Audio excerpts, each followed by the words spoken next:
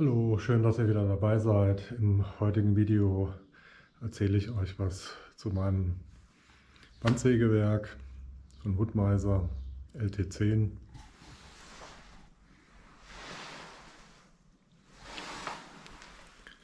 Wo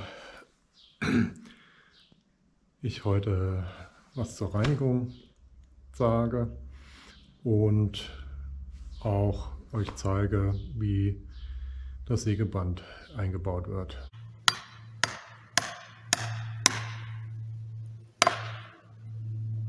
Achtung!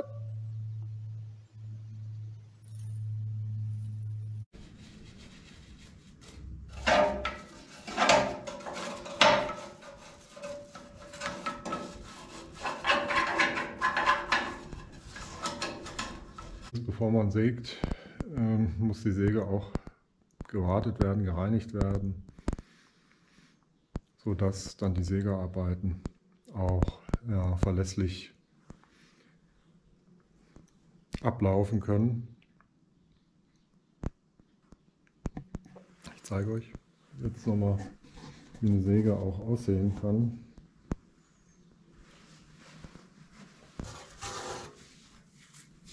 Also festgebappte Späne und so weiter.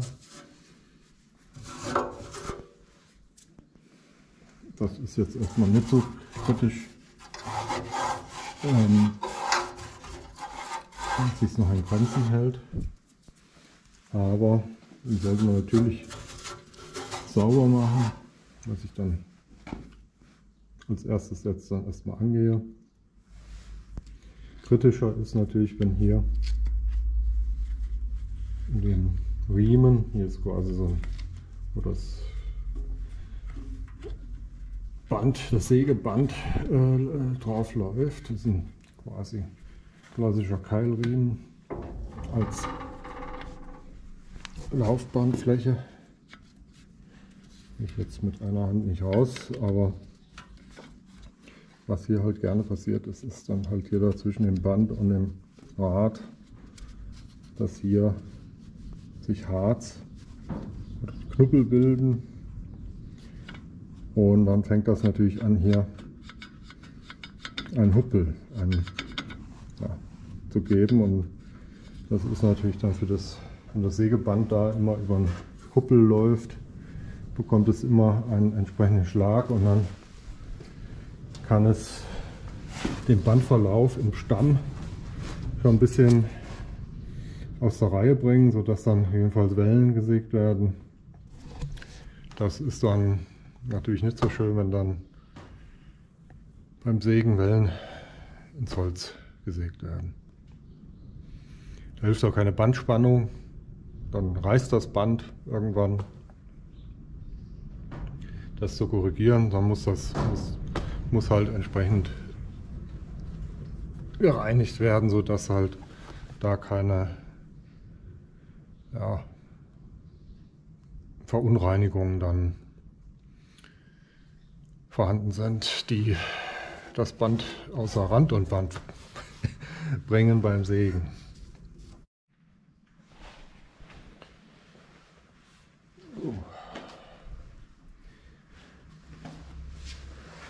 Die Laufbahn muss immer natürlich sauber sein.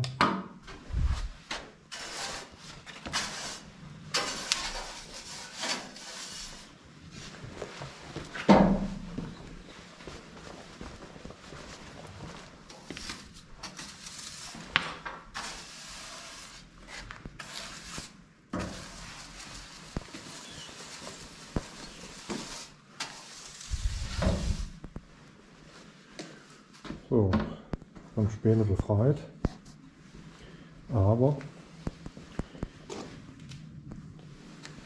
der Harz, der klebt auch häufig Knubbel hier auf die Bahn. Und wenn man nicht aufpasst, werden die halt auch relativ stark.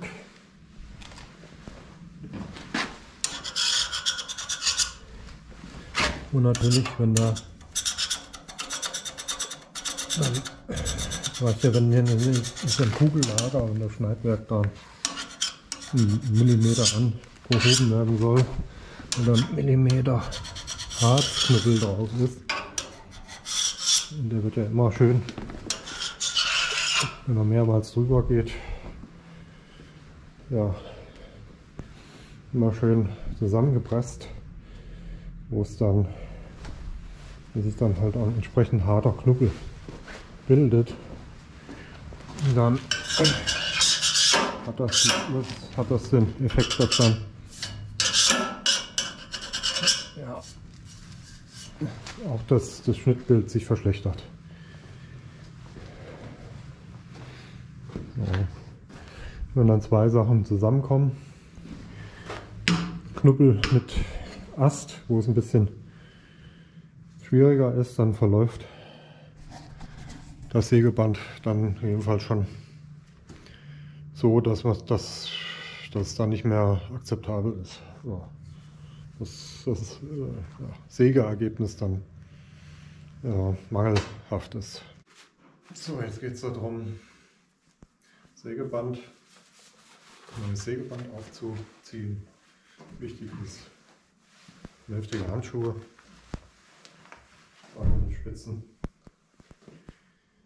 Kann man sich auch schnell ordentlich verletzen.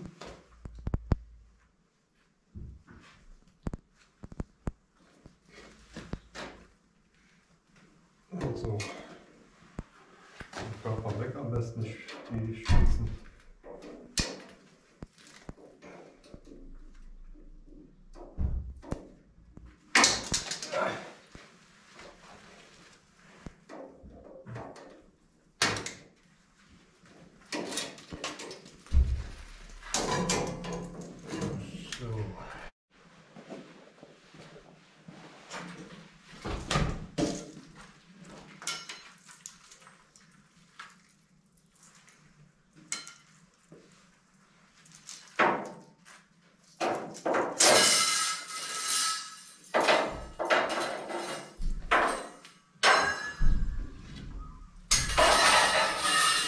So, immer aufpassen, dass man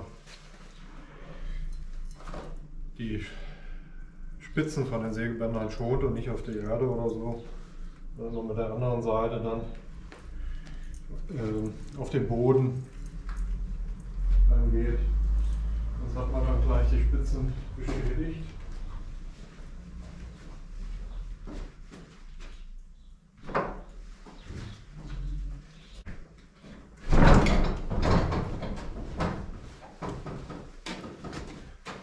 So, und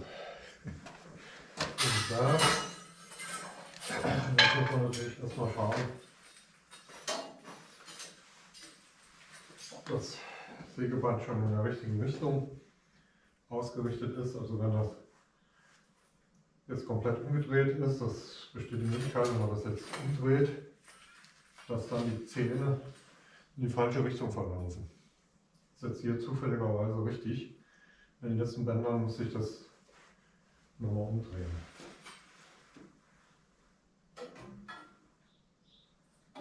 Da sehe ich gerade, dass das verkehrt ist. Zu schnell gefreut, dann ist es verkehrt.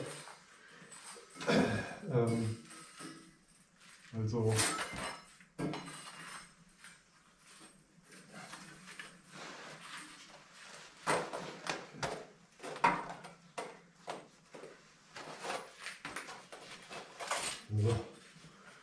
schon ist es richtig rum.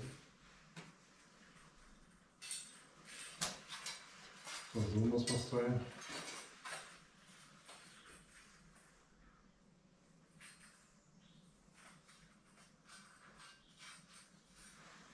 So, falls was sich unsicher ist.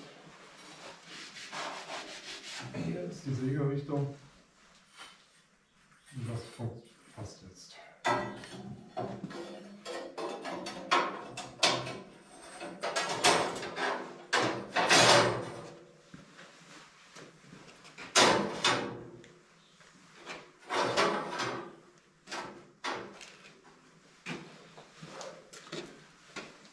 Wichtig ist, dass beim Einbauen immer schaut,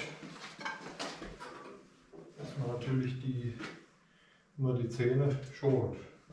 Es reicht mir aus, wenn ein Zahn beschädigt ist, dass das ganze Schutzbild nicht gut wird, beziehungsweise dass ein Austausch des Sägebandes wieder erforderlich macht.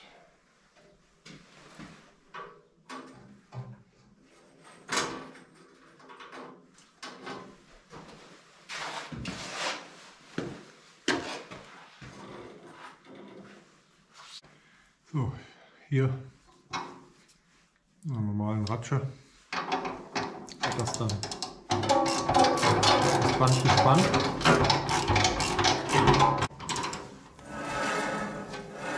Ja.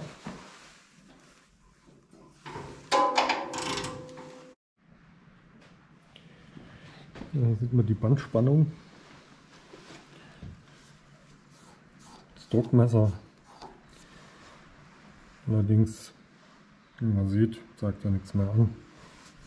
Ich habe mich jetzt noch nicht gewidmet, wie man das reparieren kann. Wahrscheinlich hier irgendwo eine Undichtigkeit.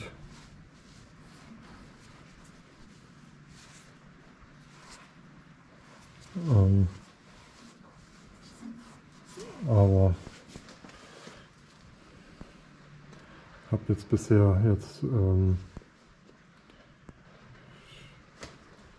auch ohne diese Bandspannungsanzeige gut arbeiten können.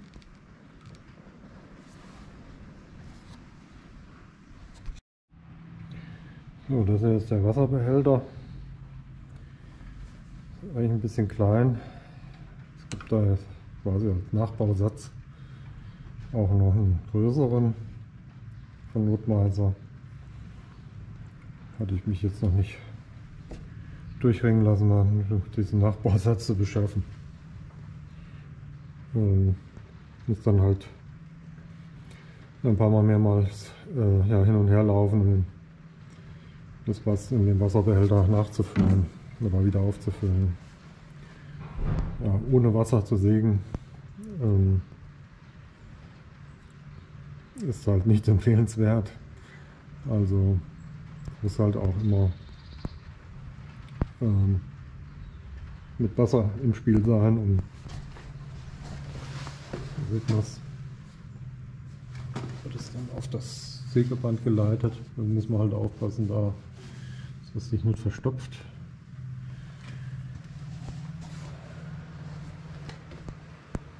So, also ich verwende da jetzt keinen Zusatz, reines Wasser. Es gibt ja auch Zusätze. Ich habe da jetzt noch keinen. Manche sagen Spülmittel, einfaches Spülmittel, habe ich jetzt noch nicht ausprobiert. Vielleicht schreibt ihr in die Kommentare, was ihr dazu meint,